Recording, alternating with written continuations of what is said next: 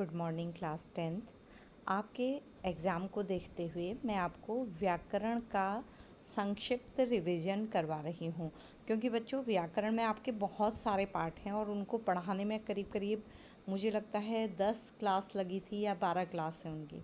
तो इतना तो अभी पूरा रिवीजन संभव नहीं है, तो जिससे आपको समझ में आ जाए तो शॉर्ट में मैं वो सब चीज़ें आपको समझा रही हूँ। बेटा ध्यान दीजिएगा। सबसे पहले रस। रस है बच्चों किसी चीज़ के स्वाद को महसूस करना। जैसे काव्य पढ़कर हमारे मन में वीरता का भाव उत्पन्न होता है, प्रेम का, या हंसी आती है, या देशभक्तों के प्रति करुणा आती है। जैसे किसी एक्सीडेंट का वर्णन पढ़ के हमारे मन दया से भर जाता है। तो जो कविता को पढ़कर जो भाव उत्पन्न होता है हमारे मन में, वो रस है। ठीक है। उसका जो अंग होते हैं रस के, वो 4 होते हैं: स्थायी भाव, विभाव, अनुभाव, व्यभिचारी भाव बच्चों। ठीक है। स्थायी भाव परमानेंटली हमारे मन में रहते हैं। विभाव, अनुभाव, व्यभिचारी भाव। विभाव होता है, विभाव के 3 भाग होते हैं बच्चों। एक आश्रय, आलंबन और उद्दीपन। आश्रय वो व्यक्ति होता है जिसके मन में रस उत्पन्न होता है, मतलब स्थायी भाव जिसके मन में होता है, ठीक है, जिसके मन में भाव आता है।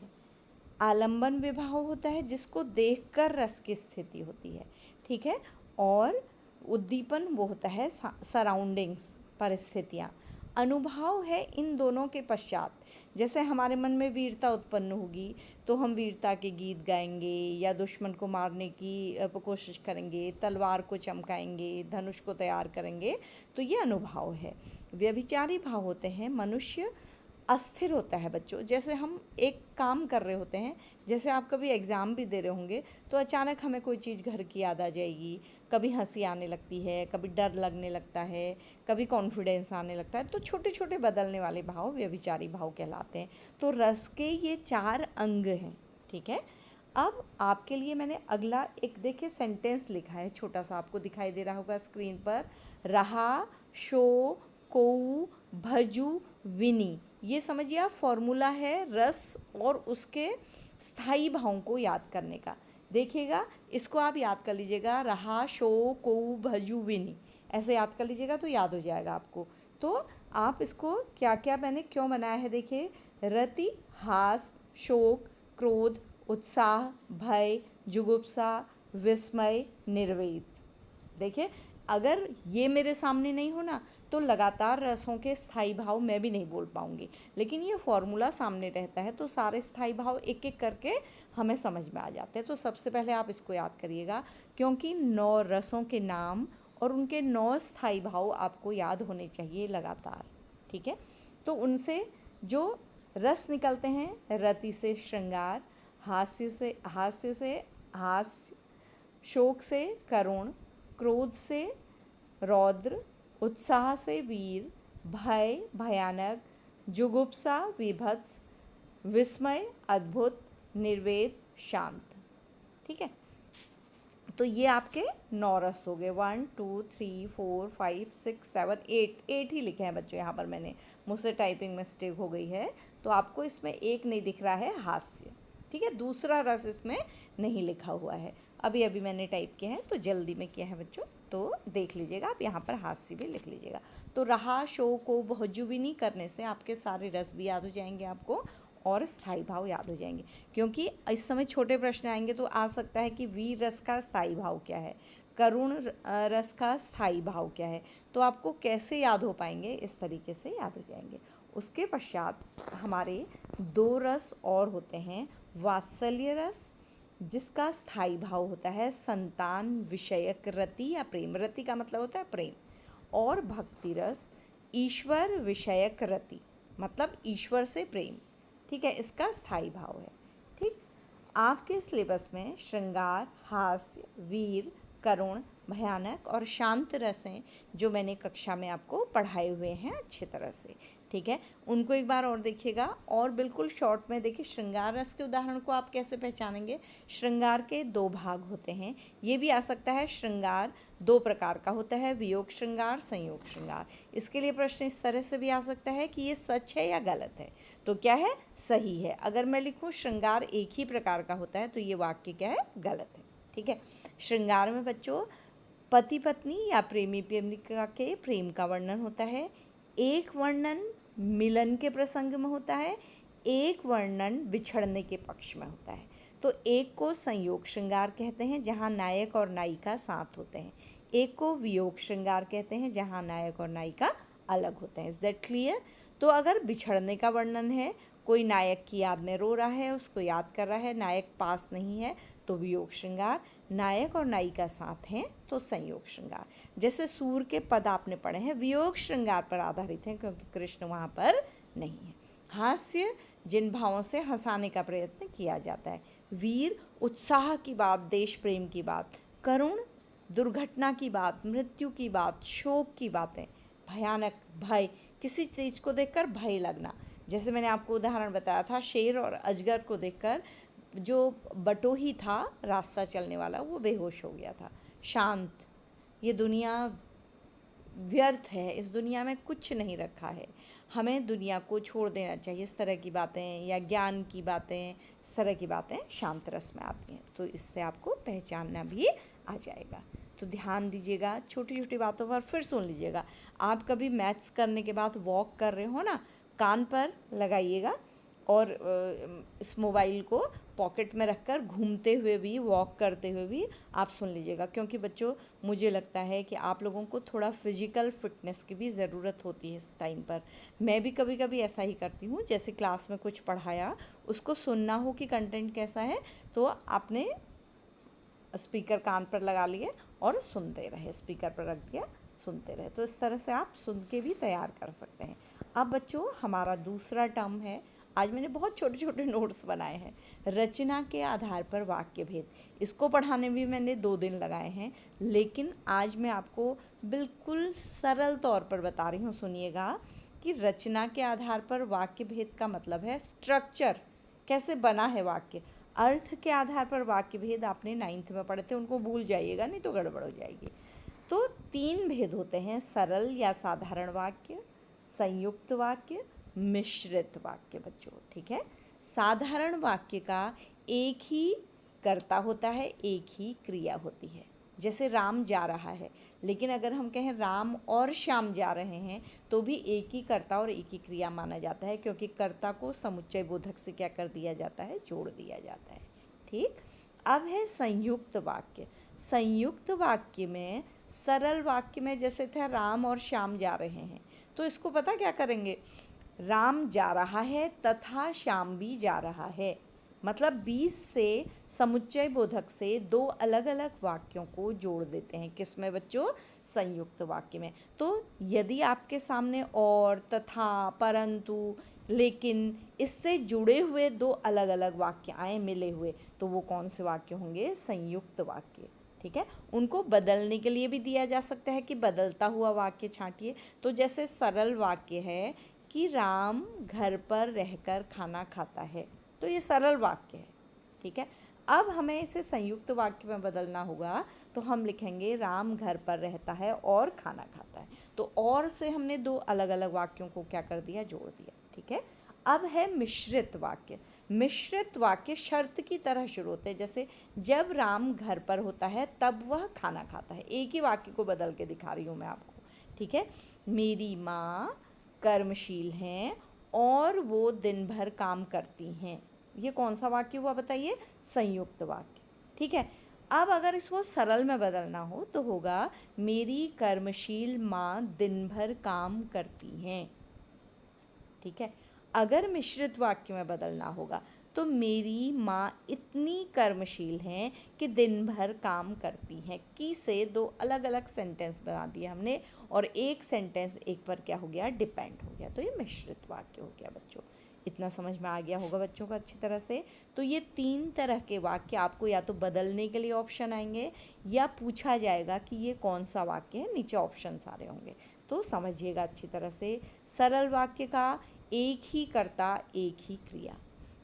संयुक्त वाक्य के अलग अलग कर्ता अलग अलग क्रिया और बीच से समुच्चय बोधक से जुड़े रहते हैं, कंजक्शन से जुड़े रहते हैं वाक्य। मिश्रित वाक्य में एक वाक्य दूसरे वाक्य पर डिपेंड होता है। जब गाड़ी आएगी तब मैं जाऊंगा, ठीक है। जब गाड़ी आएगी ना अपने आप में पूरा है, तब मैं जाऊंगा ना अपने आप में पूरा है, उसे दूसरे वाक्य की ज़रूरत है। तो ये मिश्रित वाक्य हैं। जो आपके लास्ट ईयर देखिएगा संकेतवाचक वाक्य होते थे, वो सब मिश्रित वाक्य में आते हैं। अब बच्चों, पद परिचय शायद आपके लिए पहेली की तरह होगा, या आपने अच्छी तरह क्लास अटेंड किए हैं तो तब।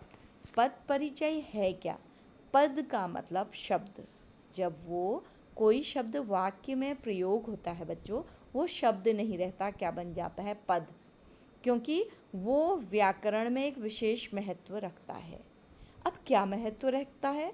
कभी वो संज्ञा होता है, कभी सर्वनाम होता है, कभी क्रिया होता है, कभी विशेषण होता है, कभी कुछ होता है। तो इसे ही उसका पद परिचय कहते हैं कि वो है क्या, ठीक है। जैसे मैं, अगर मेरा नाम मंजू है, मैं अध्यापिका हूँ, मैं आपको हिंदी पढ़ाती हूँ, मैं स्त्रीलिंग हूँ, मैं एकवचन हूँ, ये मेरा पद परिचय है बच्चों, ठीक है। ऐसे ही आपका भी पद परिचय है कि आप क्या हैं, वो पद परिचय है। तो हमारे सेंटेंस में अलग अलग तरह के शब्द अलग अलग रूप में प्रयोग होते हैं जो वाक्य बनाते हैं। तो वो उस वाक्य में किस पोजीशन पर हैं ये आपको बताना है, ठीक है। तो संज्ञा के पद परिचय के अंतर्गत क्या क्या आता है ये मैंने यहाँ लिखा हुआ है, ठीक है। संज्ञा का पद परिचय, संज्ञा क्या है बच्चों? नेमिंग वर्ड्स हैं। किसी भी चीज़ का नाम संज्ञा है। संज्ञा 3 तरह की होती है: व्यक्तिवाचक, जातिवाचक, भाववाचक। व्यक्तिवाचक संज्ञा किसी पर्टिकुलर नाम की ओर संकेत करती है, ठीक है। राम, दिल्ली, आगरा, हिमालय। जातिवाचक संज्ञा जाति बताती है, ग्रुप बताती है, ठीक है। मान लीजिए मैं पर्वत कह रही हूँ तो पर्वतों के ग्रुप हैं, कोई पर्टिकुलर नाम नहीं है। नदी जातिवाचक संज्ञा है, कक्षा जातिवाचक संज्ञा है। लेकिन अगर मैं कक्षा में किसी बच्चे का नाम लूँ तो वो व्यक्तिवाचक संज्ञा है, ठीक है। भाववाचक संज्ञा एब्स्ट्रैक्ट नाउन, जो चीज़ें हम फील करते हैं जिनको देख नहीं सकते। तो आपको संज्ञा के पद परिचय में सबसे पहले शब्द में संज्ञा का प्रकार बताना होगा कि कौन सी संज्ञा है तीनों में से। दूसरा बताना होगा कि उस शब्द में, उस संज्ञा में कौन सा कारक है, ठीक है। फिर वचन बताना होगा कि कौन सा वचन है, एक वचन या द्विवचन। हिंदी में 2 ही वचन होते हैं, कन्फ्यूजन मत करिएगा। संस्कृत को अब याद मत करिएगा, उसमें 3 वचन होते हैं। लिंग, उसका जेंडर कौन सा है, वो स्त्रीलिंग है या पुल्लिंग है, 2 ही जेंडर होते हैं हिंदी में। किस क्रिया का करता है, मान लीजिए मैं कहती हूँ कि राम जाता है, तो राम का पद परिचय होगा बच्चों, कौन सी संज्ञा होगी? क्या जातिवाचक? नो, व्यक्तिवाचक संज्ञा, कर्ता कारक, एक वचन, पुल्लिंग, जाता है क्रिया का कर्ता, ये इसका पद परिचय हो गया। तो संज्ञा का पद परिचय आपको पता लग गया। कितनी चीज़ें हमें लिखनी होती है? 5, वो मैंने यहाँ पर लिखी हैं। आपके लिए बहुत अच्छा नोट्स हो गया बच्चों रोज़ पढ़ने के लिए, ठीक है। कारक, कारक कैसे पढ़ते हैं? कारक आपको 6 में भी बताए गए थे। प्रथमा, द्वितीया, तृतीया जिनका नाम होता है, ये तो विभक्ति है, प्रथमा विभक्ति, द्वितीया विभक्ति। कर्ता का, कारकों का नाम है कर्ता, कर्ता, कर्म, करण, संप्रदान, अपादान, संबंध और अधिकरण और संबोधन। तो जो भी प्रकार होगा सेंटेंस में, जैसे हम कहें घर पर, तो कौन सा कारक है बच्चों? सप्तमी या अधिकरण, अधिकरण कारक है, ठीक है। मैं कहूँ कि बाजार को जाओ, तो बाजार के आगे को लगा है, तो कौन सा कारक हो गया? कर्म कारक। Is that clear? आप समझ पा रहे हैं ना ठीक से? तो कारक कितने प्रकार के होते हैं? 8 प्रकार के।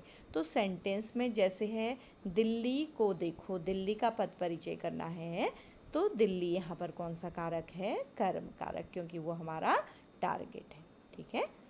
इज दैट क्लियर बच्चों? हाँ, अगला है बेटा सर्वनाम।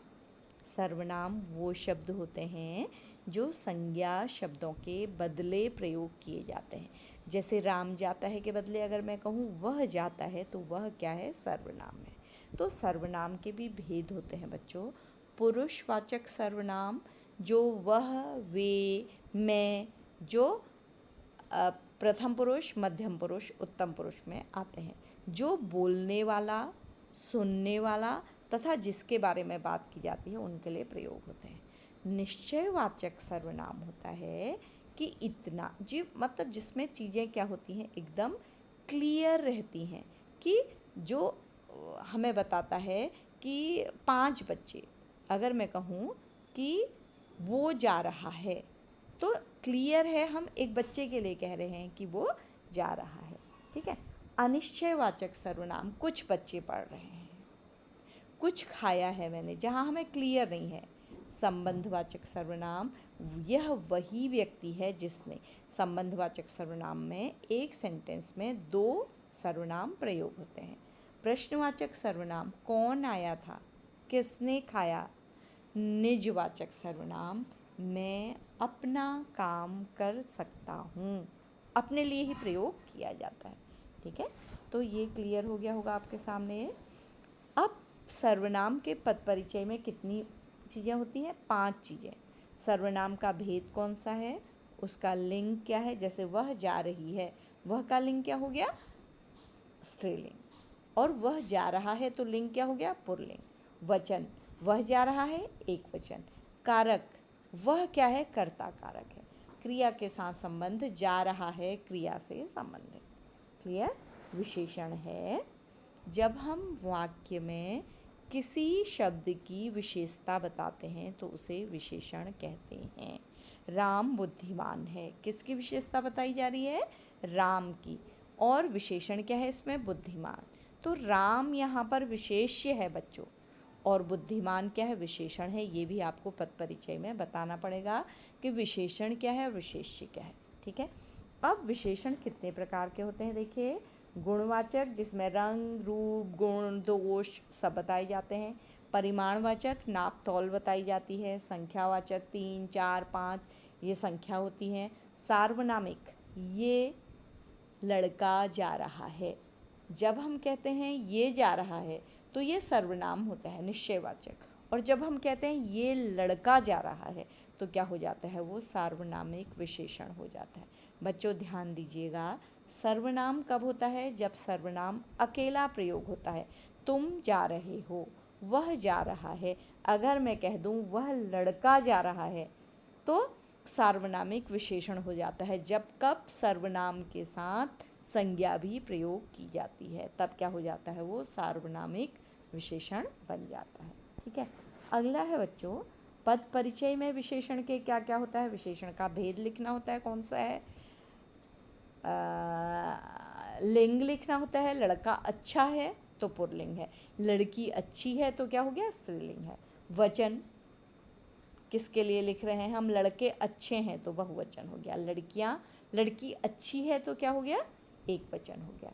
विशेष्य क्या है उसमें और उसकी अवस्था क्या है, ये कक्षा में भी आपको नहीं बताया गया था। अवस्था होती है बच्चों, विशेषण की अवस्था होती है मूलावस्था, उत्तरावस्था, उत्तमावस्था।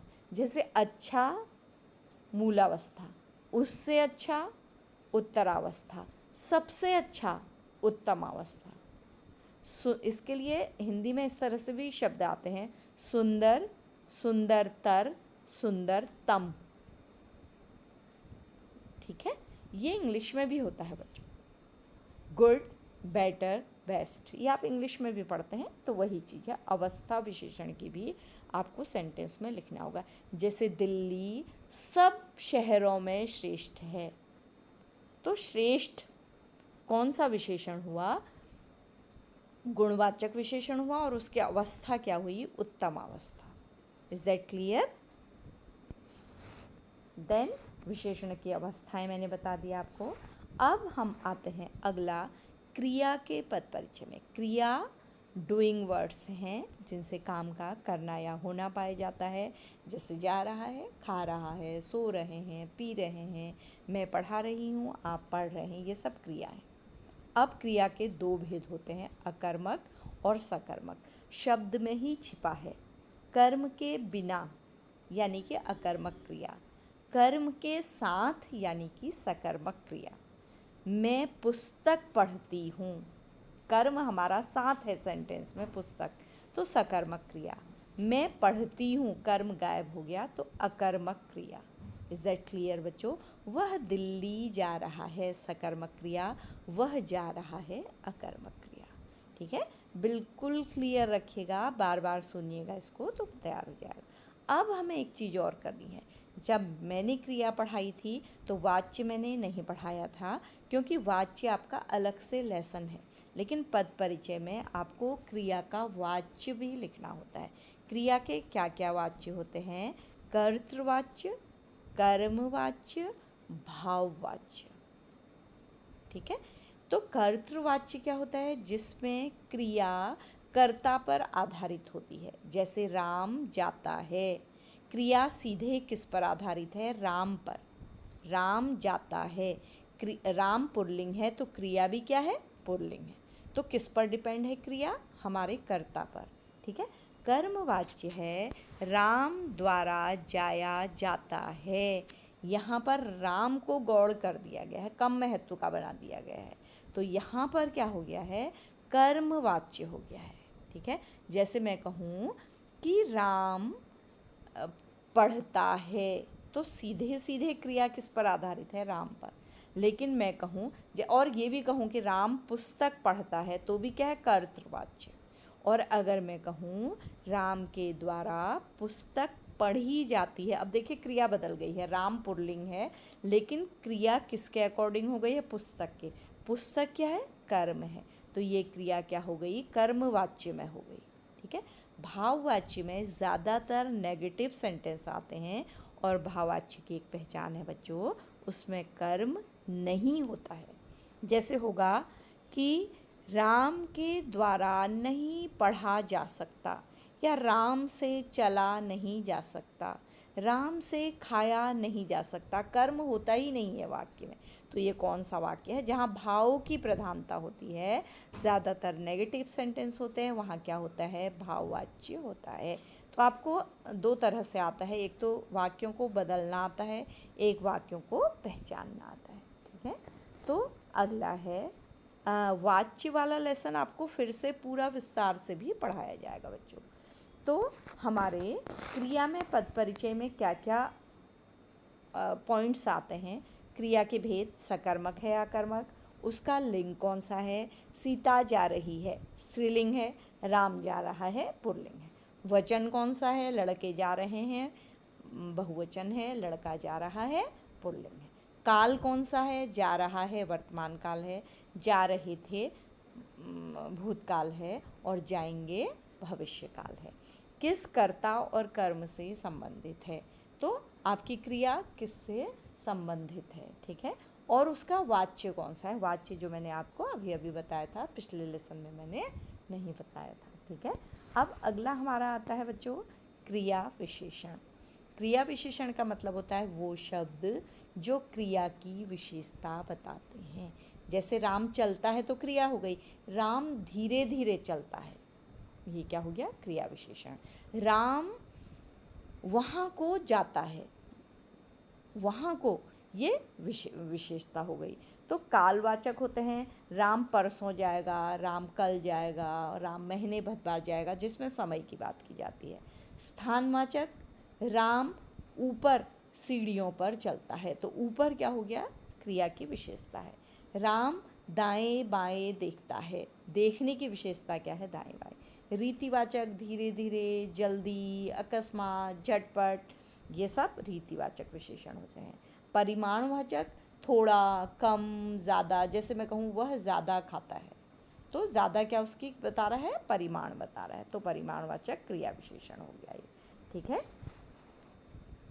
तो अगला है इसमें पदभेद। इसके जो पद परिचय आता है उसमें कौन सा भेद है और कौन सा विशेष्य से मतलब कौन सा शब्द है जो क्रिया की क्या बता रहा है, विशेषता बता रहा है। जैसे राम धीरे धीरे चलता है, तो धीरे धीरे चलता है कि क्या बता रहा है, विशेषता बता रहा है। अगला है बच्चों संबंध बोधक, जो वाक्य में दो संज्ञाओं या सर्वनामों के बीच संबंध स्थापित करते हैं। वह घर की छत में रहता है, वह घर के ऊपर रहता है, के ऊपर, के पास, से दूर, इस तरह के शब्द जो हैं वो संबंध बोधक हैं। ठीक है, के साथ, के पीछे, इनके साथ हमेशा परसर्ग आते हैं, यानी कि कारक चिन्ह आते हैं। इनसे आप संबंध बोधक को पहचान सकते हैं। अगला है पद परिचय, उन संज्ञाओं सर्वनामों का वर्णन जिनमें ये वाक्यों को, संज्ञा और सर्वनाम को क्या करता है, जोड़ता है। जिसमें समुच्चय बोधक को जोड़ता है, गलत लिखा है। संबंध जिसमें वो संज्ञा और सर्वनामों के बीच संबंध स्थापित करता है। अभी मैं इसको करेक्शन करके भेज दूंगी, मैं पढ़ने के लिए भी भेजूंगी इसको PDF बना के, तब देखिएगा आप। समुच्चय बोधक को मैं संबंध बोधक कर दूंगी बच्चों, ठीक है, नहीं संज्ञा या सर्वनाम कर दूंगी, ठीक है। अगला है समुच्चय बोधक, कंजक्शन, दो वाक्यों, दो शब्दों के बीच में आने वाले और, तथा, परंतु, लेकिन, इसलिए सारे जो शब्द हैं वो समुच्चय बोधक हैं, जिनकी सहायता से हम दो या तीन शब्दों को साथ बोलते हैं, दो या तीन वाक्यों को साथ बोलते हैं। ठीक है, समुच्चय बोधक कंजक्शन है, आप इंग्लिश में भी पढ़ते हैं। अगला है विस्मयादि बोधक, एक्सक्लेमेशन, वाह जी, वाह, अरे, बाप रे, धनी, ये तो पहचानना बहुत आसान है। इसके आगे एक चिन्ह लगा रहता है और आपको ये बताना होगा इसमें कि इसमें घृणा का भाव है, हर्ष का भाव है, क्रोध का भाव है, दुश्मनी का भाव है क्या। ठीक है, अच्छा तुम आ गए, आश्चर्य का भाव है कि कोई अचानक आ गया। अच्छा तुमने लाल किला देखा है, तो अच्छा क्या है, विस्मयादि बोधक है और इसमें आश्चर्य का भाव प्रकट हो रहा है। अरे वाह कितना सुंदर बगीचा है, एप्रिशिएशन का भाव है, किसी को पसंद करने का भाव है। तो ये भाव आपको लिखना पड़ेगा। पहले अगर आ जाता है, देखिए, अरे कितना हृदय विदारक दृश्य है, तो करुणा का भाव लिखना पड़ेगा। पहले आपको लिखना पड़ेगा विस्मयादि बोधक और दूसरा लिखना पड़ेगा करुणा का भाव। तो ये जो है बच्चों विस्मयादि बोधक, समुच्चय बोधक और संबंध बोधक, इनमें पद परिचय में केवल दो दो विशेषताएं आती हैं। पहले लिखना होता है संबंध बोधक और फिर किस भाव को दर्शा रहा है, बस। तो ये बिल्कुल शॉर्ट में मैंने आपको रिवाइज करवाया है, शायद आपको बड़े पाठों को पढ़ने की भी ज़रूरत नहीं रहेगी, आपको ये पाठ समझ में आ जाएगा। तो बच्चों अच्छी तरह से अपना टेस्ट दीजिएगा। छोटे छोटे क्वेश्चंस को करने के लिए पाठों को आपको समझना ज़रूरी है, और वैसे भी आप बोर्ड का एग्ज़ाम देने जा रहे हैं तो हर चीज़ आपको क्लियर होनी चाहिए बेटा। ये चीज़ें आपको कभी और भी आगे आप PCS वगैरह देंगे, कोई SSC के एग्ज़ाम देंगे, तो आपको ये चीज़ें काम में आ सकती हैं। तो समझिएगा इन चीज़ों को। ठीक है बच्चों, अब मैं अपना लेसन समाप्त करती हूँ। इसको सुनकर याद ज़रूर कर लीजिएगा। All the best.